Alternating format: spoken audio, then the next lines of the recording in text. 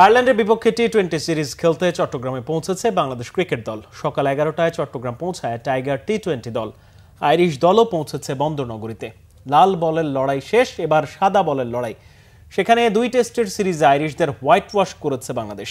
ঢাকায় দ্বিতীয় টেস্টটি ছিল মুশফিকুর রহিমের 100তম টেস্ট।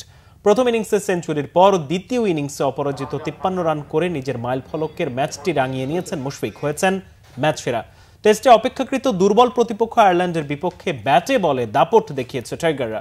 2 ম্যাচে সেঞ্চুরি পেয়েছেন অধিনায়ক শান্ত, মুশফিক, জয় ও লিটন দাস। 2 ম্যাচে 3টি 50 করেছেন মমিনুল হক সৌরভ। ঢাকা টেস্টে 8 উইকেট নিয়ে টেস্টে 250 উইকেটের ল্যান্ডমার্কে পা রেখেছেন তাইজুল। সাকিব আল হাসানকে পেছনে ফেলে বাংলাদেশের পক্ষে সর্বোচ্চ উইকেট শিকারী হয়েছেন।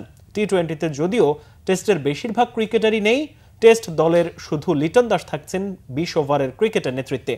এই সিরিজের সহ অধিনায়ক করা হয়েছে সাইফ হাসানকে। 27 নভেম্বর শুরু হবে টি-20 সিরিজ। 3টি ম্যাচই হবে চট্টগ্রামে।